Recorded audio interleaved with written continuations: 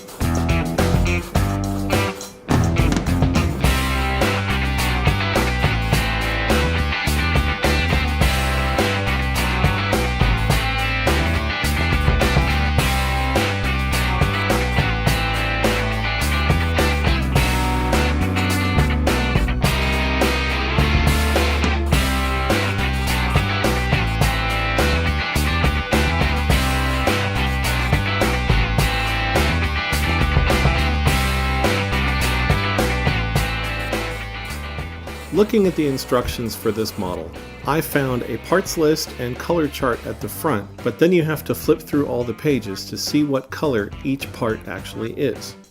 To keep all of this straight, I actually made a chart in Microsoft Word and printed out a copy, so that I would have a single sheet of paper I could refer back to. Now, the instruction manual for this model suggests a specific color for each part. However, if you look at a Mustang in real life, you'll make a few observations. I spent a lot of time looking up pictures on Google Images of what the engine and suspension are supposed to look like. Sometimes I went with a stock look, other times I went with a more aftermarket look, such as the yellow and black shocks and brake calipers I painted.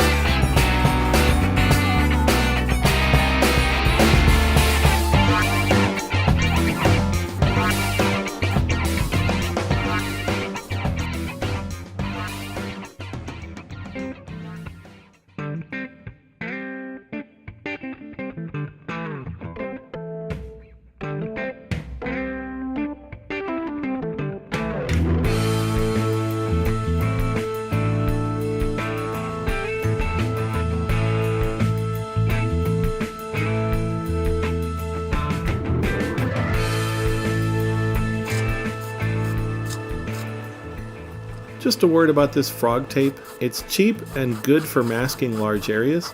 However, for details, it just doesn't stick well enough. Before painting, I added some 6mm Tamiya yellow tape to carefully mask around the muffler pipes.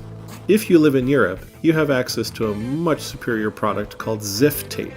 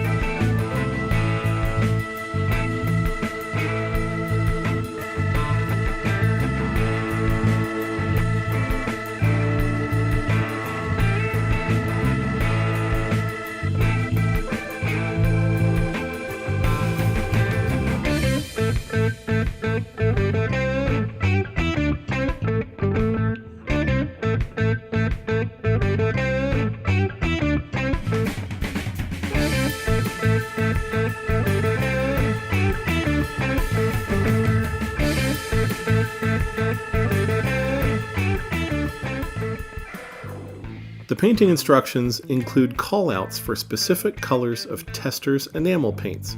At one time they were the only game in town. However, I am using acrylic paints from Tamiya and Model Master, as they are easier to clean up and the paint dries in 5 to 10 minutes.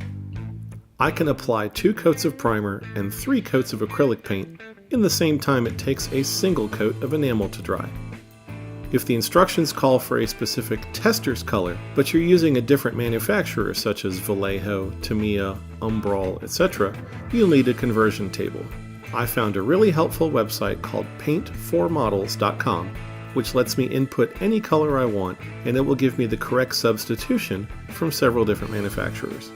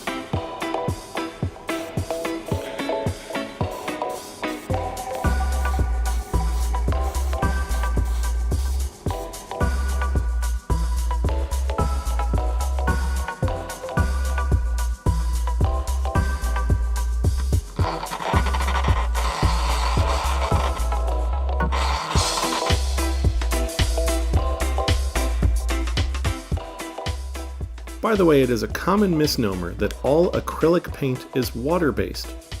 While Tamiya and Testors paints are both acrylic, they use a completely different binder. This is why not all acrylic paints can be mixed together, and why they cannot all use the same thinners. I actually ran into some major problems using way too much of the wrong thinner, as you'll see in the next video in this series.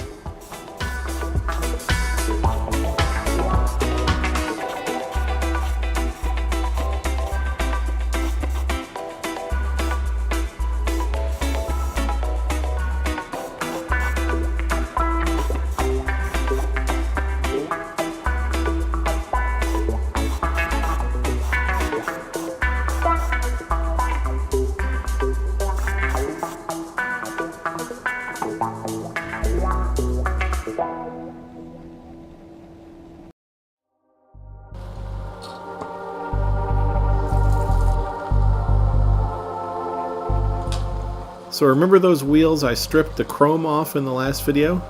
Now I am washing off that oven cleaner. Next they will receive a coat of primer, and then I will be painting them with Model Master Acryl Aluminum.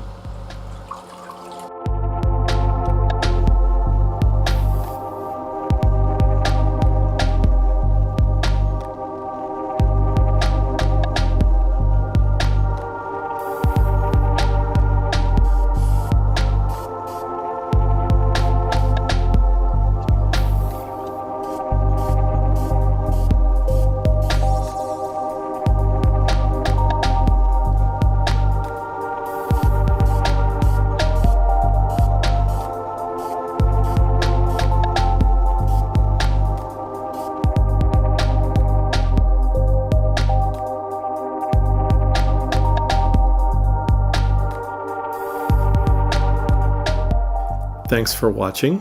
If you enjoyed this program, please remember to hit subscribe at the bottom.